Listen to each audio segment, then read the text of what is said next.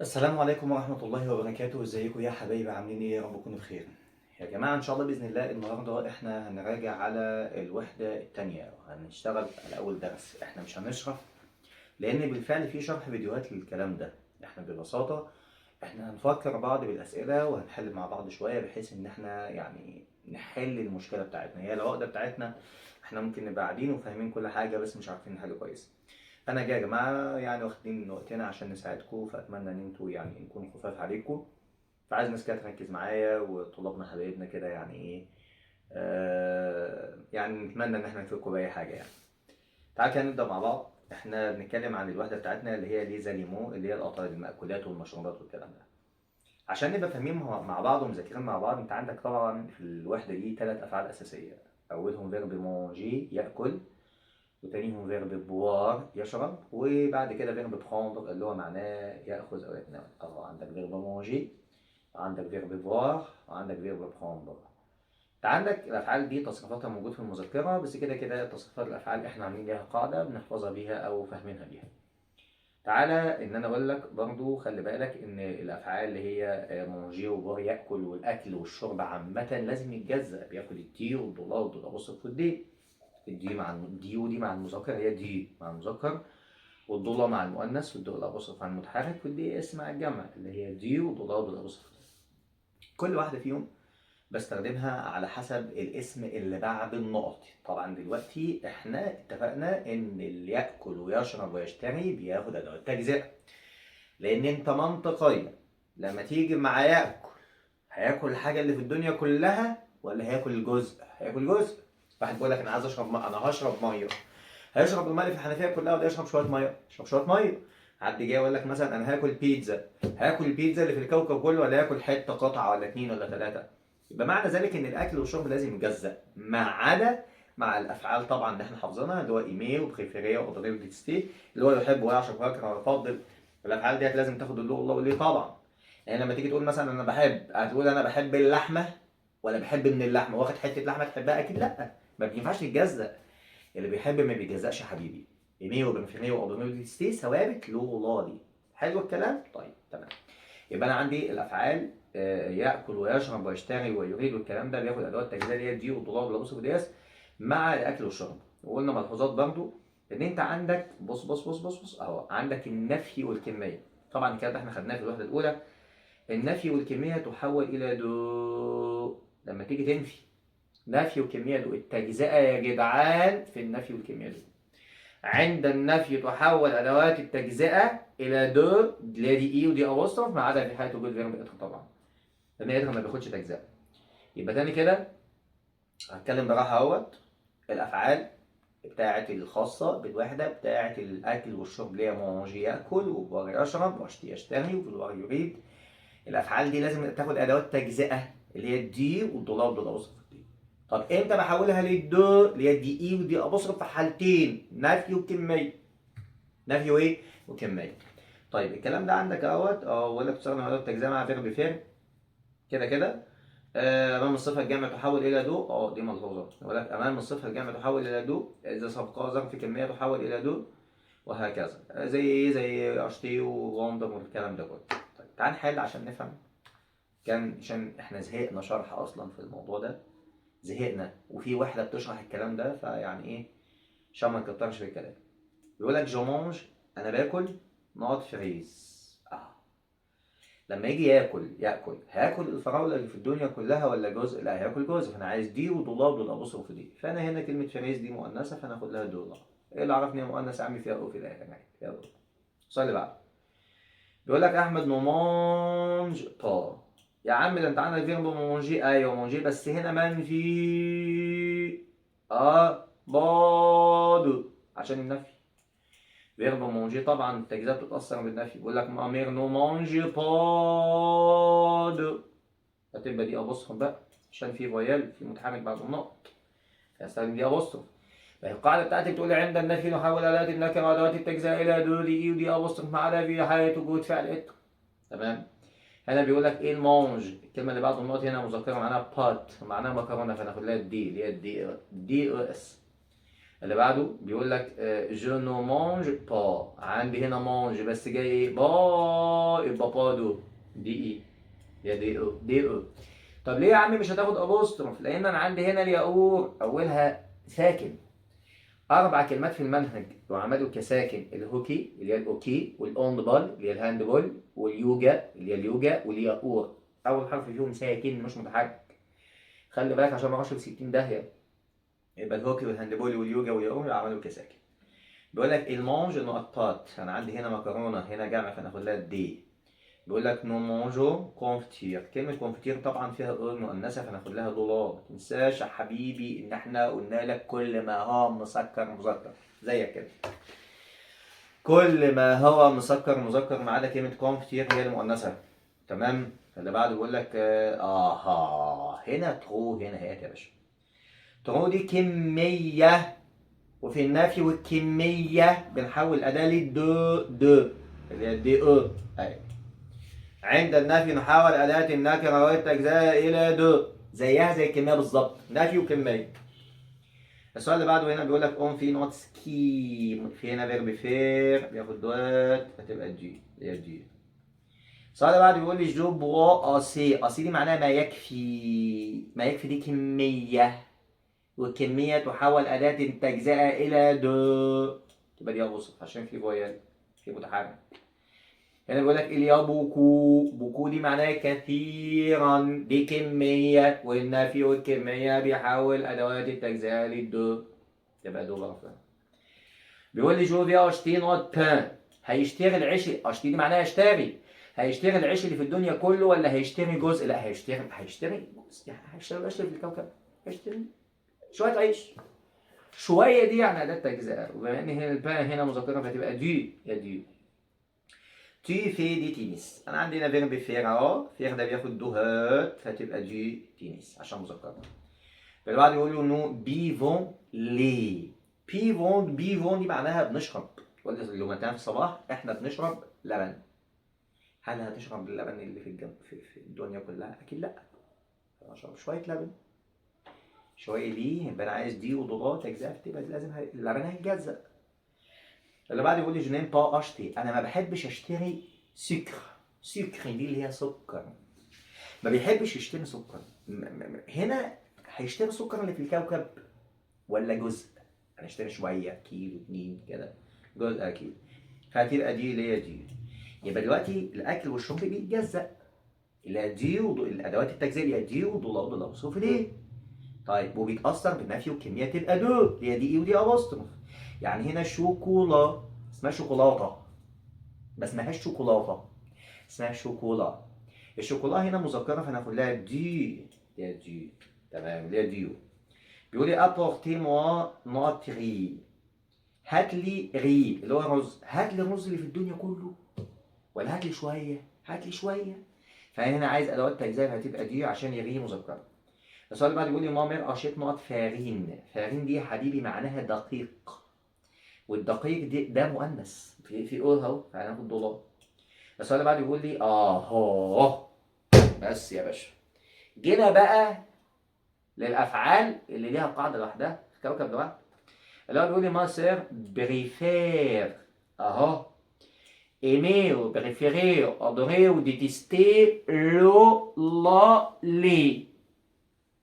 اقولها تاني يا بيه، اقولها تاني. aimer ou préférer ou adorer détester لو لا لي، ولا تتأثر لا بنفي ولا بكمية. اتمنى تفهم. السؤال اللي بعده، فهنا طبعا هاخد اللا جلاس لا، لان كلمه جلاس دي معناها ايس كريم فراوله. بيقول لي جو برون نوع بواسون، بواسون معناها سمك. طيب واحد بيقول لك انا اتناول سمك في الغداء، هل هياكل السمك اللي في الكوكب ولا جزء؟ لا جزء، يبقى انا عايز دي بواسون. السمك مذكر، السمك مذكر، اما الكلمه اللي شكلها الثاني اسمها بواسون اللي هي اللي نازله تشرب بيه دي مؤنثه. السؤال اللي بعده بيقول لي تي جو نوت جيتار، الله، كلمة جيتار آلة موسيقية، والآلات دوات يا حبيبي تبقى دولار. السؤال اللي بعده بيقول لك في بادو بادو، عند النبي بتحول الدو. السؤال اللي بعده، طيب تعال كده نشوف شويه مواقف على السريع. بيقول لك votre mère vous demande، والدتك بتطلب منك de faire les courses، ان تتسوق. هي هتقول لك فعل كورس ده تعبير على بعضه يا عزيزي اسمه يتسوق. لما تقول لك اتسوق هتقول لك اذهب للنادي، اكيد لا هتسوق في النادي يعني اذهب للنادي ايه، لا هتقول لك اذهب الى السوبر ماركت اللي هي va au supermarché. Votre mère prépare le déjeuner vous dites، والدتك بتجهز الغداء. déjeuner معناها الغداء. انت هتقول هي بتعدل السرير، اكيد لا. هتقول هي بترتب الشامر الاوضه، اكيد لا. هتقول هي بتعمل ايه، بتجهز الغداء، يبقى بتطبخ، اكيد مش بتلعب رياضه يعني. السؤال اللي بعده بيقول لي vous allez prendre le déjeuner، حضرتك هتتناول الغداء. والدتك هتقول لك والدتك يعني انت هتتغدى، والدتك هتقول لك ايه بقى، هتقول لك كل كتير، ده الكلام ده عندنا احنا في الكلام ده مش نافع. تمام، يعني ده غلط، مش هتقول لك كل كتير يعني مش هنعلفك، انا اسف يعني. السؤال اللي بعده بيقول لك هتبقى ترسيل هنا بابا، تقول لك ما تشربش ميه، يعني والدتك مش تقول لك ما تشربش ميه، ممكن في رمضان عشان ما تشبعش بسرعه. المهم، ولا هتقول لك كل بسرعه، مفيش حد بيقول لك كل بسرعه لما يكون وراك حاجه درس ولا حاجه بتقول لك كل بسرعه عشان تلحق درسك. ايه خفه الدم دي؟ والله قالش مدرسين فاهم يعني، استحملونا احنا يعني مدرسين بقى، مش عارف احنا قالشنا كده. استغفر الله استغفر الله، ربنا يتوب علينا والله. هتبقى تقول لك ايه، تقول لك لاف توا لما، اغسل ايدك. لاف توا ده معناه اغسل ايدك. السؤال اللي بعده vous êtes à la pâtisserie، انت بتكون باتيسوري يا حبيبي في محل الحلويات. vous dites au vendeur، انت داخل محل حلويات. هتقول له نص لتر لبن، لا يا حبيبي. هتقول له طماطم، لا يا روح قلبي. هتقول له هتقول له انا عايز جلاس ايس كريم الا فانيليا بالفانيليا سيلفو بلي. سيلفو بلي دي معناها من فضلك. Vous cherchez un produit sucré، sucré سكر. Vous cherchez حضرتك تبحث un produit عن منتج sucré مسكر. سكرين دي معناها مسكر في الثلاجة. انت هتقول طبعا جاتو، مفيش مسكر ولا كده. السؤال اللي بعده بيقول لي فوزا في سوا، حضرتك تشرب سوا دي معناها عطش. حضرتك عطشان، انت هتقول ميه، يعني واحد عطشان طبعا هيقول ميه، هيقول ايه؟ هيقول بيبسي. واحد عطشان هيقول دلو سيلفو بلي، ميه من فضلك.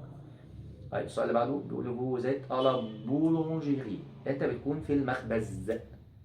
انت هتقول للبائع ايه، هتقول له في المخبز، تقول له دو باجيت. باجيت دي معناها عيش فينو، سيلفو بلي من فضلك. فو كونسييه حضرتك تنصح انا مي صديقك الجرو السمين. حضرتك بتنصح صديقك التخين. انت هتقول له ايه بقى، هتقول له كل كتير، لا ده هو كده كده ما شاء الله يعني. هتقول له مانج دي سيكر، كل سكريات يعني مش هينفع، فتروح قايل هتقول له سوي اريجين اللي هو اتبع. هنا سوي دي مش معناه يكون، هنا معناه اتبع نظام غذائي. او ممكن اقول له برضو، ممكن اقول له في دي سبور، العب رياضه. يعني الاثنين اكسبتابل، والله تنفع. ما تنفعش ليه يعني؟ صاحبك التخين هتقول له العب رياضه، وهتقول له سوي ريجيم. احنا كده هنا اصلا هنختار اثنين. اللي بعد بيقول لي فوتر مي صاحبك فوزن فيت بيدعوك او ديني للعشاء، وانت اكسبتي. يا جدعان اكسبتي جاي من كلمه اكسبت بالانجلش، واكسبتد. تمام، اكسبتي دي معناها موافق، انت موافق. هتقول له بوتيتر ربما، لا طبعا. هتقول له با داكور انا مش موافق، لا طبعا. هتقول له امبوسيبل مستحيل، لا طبعا. هتقول له داكور معناها موافق. هتقول له افيك بليزير بكل سرور. حلو قوي. بيقول لي فوز انفورمي تستعلم سير لير عن الساعه دي ديجيني بتاع الغداء. تسال عن ساعه الغداء، عايز تعرف تتغدى امتى. الغداء هتقول له هنا لو ديني دي معناها العشاء، فيعني سني با كوريكت. فهتقول له ايه بقى، سني با فري، انا بقول ايه. المهم هتبقى لو ديجيني سي اكيلير، اللي هو الغداء بيكون في اي ساعه، دي اجابه منطقيه جدا. وهتبقى متى برونتي لو ديجيني كيسكي تي مانج، هتبقى دي هتقول له لو ديجيني الغداء سي اكيلير في اي ساعه. وهتبقى كومبرونتي لو ديجيني متى انت تتناول الغداء. يا جماعه تيجي تحل السؤال ده لازم تترجم اجاباتك كلها الاول. تمام. السؤال اللي بعده بيقول لي فو فولي فير ان ريجيم، حضرتك عايز تعمل ريجيم اليمونتير غذائي. لو دكتور فو ديت، الدكتور هيقول لك ايه؟ عايز تعمل ريجيم، يقول لك كل جاتوه، اكيد يعني ده مش منطقي الا لو انت ماشي طبعا على نظام الطيبات والطيبون للطيبات. استغفر الله ربنا، بقول يا جدعان استغفر الله. انا والله مش قصدي اي حاجه، بس المهم انت عايز تعمل نظام غذائي، انت الدكتور هيقول لك مانج ان بو دو تو، كل قليلا من كل شيء. تمام؟ الجمله دي مهمه جدا على فكره. وهيقول له سوي سو ريجيم، اتبع هذا الرجيم. فوز انديكي، انت بتوضح فوتر بارفان، الطعم المفضل. دول الجلاس بتاع الايس كريم، انت هتقول طعم المفضل الايس كريم، هتروح قايل بالاناناس اهو، الاناناس والشوكولاته. ده هنا انا اتكلمت عن الطعم المفضل، ماشي حلو قوي. وهتروح قايل جو بريفير لا جلاس الا فانيليا، انا بحب الايس كريم بالفانيليا. فوتر اميغو دوموند، صاحبك بيطلب منك فو برودوي ليتيير او ليتييه. صاحبك بيطلب منك فو برودوي، منتج الألبان ليتيه بريفيري المفضل. انت هتقول الألبان، أكيد مش هتقول له مربى، وأكيد مش هتقول له فراولة، ولا أكيد مش هتقول له خس، هتبقى طبعا الزبادي والفرomage الجبنة. السؤال اللي بعده بيقول لي فو لي مانجي، انت عايز تاكل، انت هتقول ايه يا باشا؟ واحد جعان هيقول انا عايز اكل، هتبقى في جو فودري مانجي. فواحد قال لك جي فان، انا اشعر بالجوع. لو فندان البائع فودوموند بيطلب منك لا كونتيتي، الكمية دو فيروي بتاع الفواكه، انت هتقول كمية الفواكه. كمية الفواكه هتروح قايل له دو كيلو دو فريز، 2 كيلو فراولة. وهتروح قايل له جو فودري ان كيلو دورانج، انا عايز كيلو دورانج برتقال. Vous voulez garder une bonne forme، انت عايز تفضل في كامل اللياقة، نتمنى والله. انت هتروح قايل جو في فير دي سبور، انا بلعب رياضة. وهتروح قايل هناكل كتير، لا طبعا. هتروح قايل انا اكل هتقول له التفاصيل ديت، التفاصيل دي معناها انا يجب ان اكل قليلا من كل شيء. السؤال اللي بعده، انا زهقت من المواقف بصراحة. تعال نشوف والله تعال نخلصهم عشان نبقى خلصنا المواقف خالص. بيقول لي فودو من دي انت بتطلب انا مين من صديقك سكيل بوا دي يا عزيزي معناها يشرب. ماذا يشرب في الغداء؟ تشرب ايه في الغداء؟ مش هنشرب جبنه، ومش هنشرب سمك، ومش هنشرب فراخ، هنشرب لبن. تبقى دي ليه؟ فودو مونديا فوتراميد تطلب من صديقك دو فير ان هو يعمل ريجيم. تقول له صاحبك ما ريجيم، هتقول له خد تاكسي، ولا تقول له ذاكر دروسك، ولا تقول له مانج ان بو دو تو؟ هتبقى مانج ان بو دو تو، كل قليلا من كل شيء. فودو موندي ا فوتر مير، انت بتطلب من والدتك سكيل بريبار او ديجيني، ماذا تتناول في الغداء؟ هي هتقول لك بتناول في الغداء، اكيد مش انا بعمل السرير، واكيد مش بطبخ، واكيد مش اعمال منزليه، هتبقى باكل سمك، بعمل سمك. فوفو دي مونجي، انت عايز تاكل، انت هتقول ا فوتر مير لوالدتك عايز تاكل، هتقول جيفان، اشعر بالجوع. فودو من انت بتطلب فوتر فراغ من اخوك، او اين إلفا هو يذهب بور مونجي الي كل. السؤال ده من اولى سنه يا حبيبي. انا اذهب ياكل في المدرسه. بياكل فين يا حبيبي؟ في المدرسه، في السلف. اس اي ال اف، تمام، اس او ال اف. بياكل في مطعم المدرسه اسمها سيلف. السؤال اللي بعده بيقول لي فوزا في سوا، حضرتك تشعر بالسوا اللي هو الصواف، العطش يا عم، قلت لك الاف. عطشان انت هتقول انا عايز جاتوه. يعني واحد عطشان هيشرب جاتوه، يا جدعان يا جدعان، هتقوم قايل جو فودريدو لو، عايز ميه. لوفوندير ودوموند بيطلب منك كيل جلاس فو بريفيري، اي ايس كريم انت تفضل انهي ايس كريم؟ هتروح قايل له لا جلاس وشوكولاته، ايس كريم بشوكولاته. فودوموند انت بتطلب فوترامين من صديقك لو سيروب سيكوا، اللي هو الشوربه او المشروب سيكوا، ماذا يكون؟ هتبقى سيتين سور دو بواسون، ده نوع من المشروبات.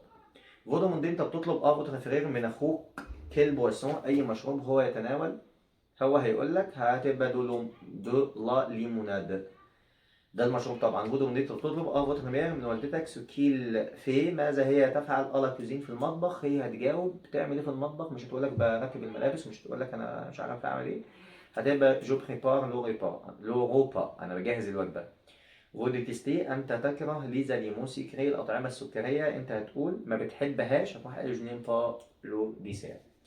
انا كده يا عزيزي خلصت لك الموقف بتاع الدرس الدرس الاول في الوحده الثانيه، وده من اهم الدروس عندك في المنهج. مش هطول عليك الفيديو ده، نعمل فيديو تاني حل الاسئله بتاعه القواعد عشان الفيديو ما يبقاش طويل. اتمنى ان انت تكون استفدت ورجعت معايا شويه كلمات. جدعا، ربنا يوفقك ويصلح حالك. Ça suffit aujourd'hui. Ciao.